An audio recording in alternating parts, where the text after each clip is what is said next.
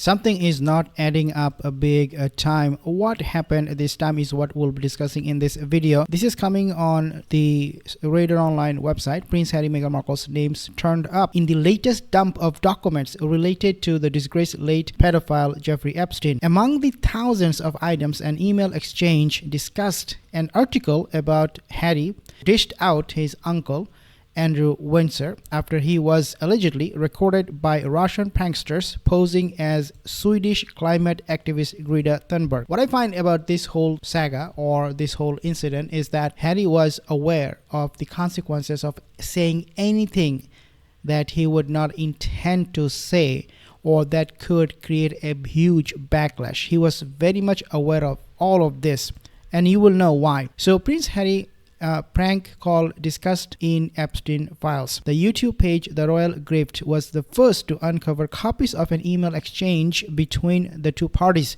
with the author and recipient redacted in the trove of material released by the Department of Justice. The discussion was dated on March 11, 2020.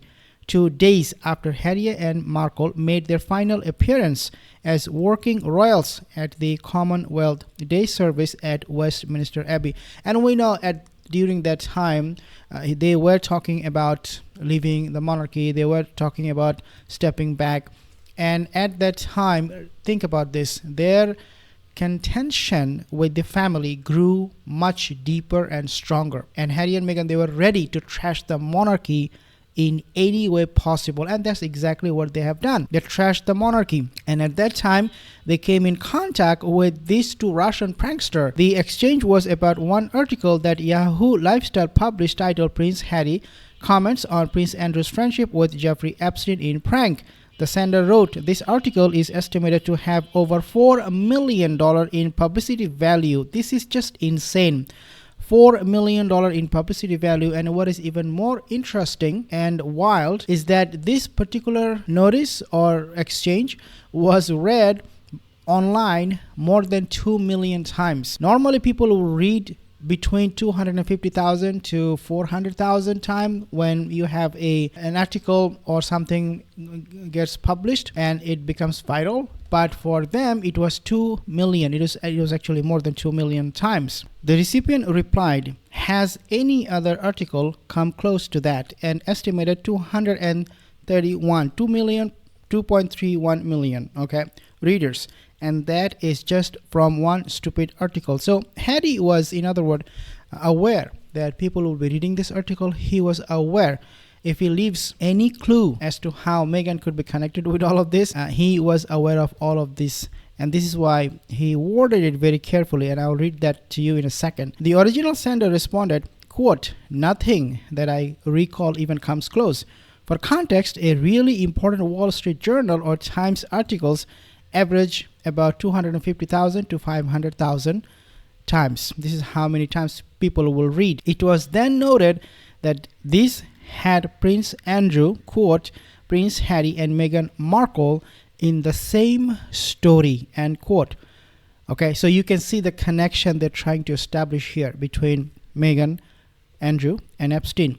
The article mentioned how Harry allegedly spoke to famed pranksters Vladimir Kuznetsov and Alexei Stolyarov, also known as the Vovan and the Lexus team, who posed as Thunberg and her father, Sovante, during phone calls recorded on December 31st, 2019 and January of 2020.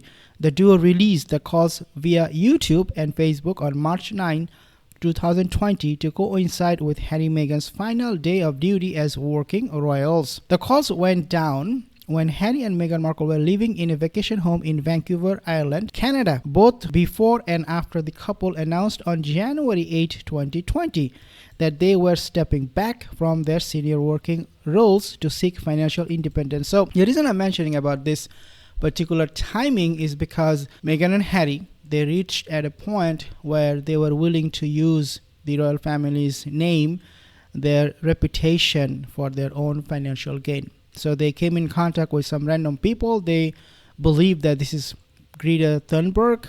Not something plausible for me. They knew what they were doing. They wanted to spill the bean. They wanted to defame the monarchy. That's exactly what they were trying to do. The prince blabbed to the pranksters of what has become known as Megxit. Quote, sometimes the right decision is not always the easy one, end quote. He added, and I think there is a hell of a lot of people around the world that can identify and respect us for putting our family first. Harry was trashing the monarchy. At the same time, he was praising his decision to leave his family back at that time. Unbelievable, and something this is obviously expected. When asked about Andrew, 65, and his friendship with Epstein, Harry responded, quote, I have very little to say on that. See how he is manipulating, how he's gaslighting people. Oh, I don't know anything much about Andrew and Epstein, because we know his wife could easily be connected to all of these things. He knew it. At that time, he knew it. But whatever he has done, quote, Harry said, whatever he has done means Andrew or has not done is completely separate from me and my wife. Wow, Harry played it very smart. Well, I guess Meghan was smart. She was, especially for this kind of thing. He continued, quote, we operate in a way of inclusivity and we are focusing on community. And so we are completely separate from the majority of my family. So yeah, my family, I can trash them. They can go to hell. I don't care.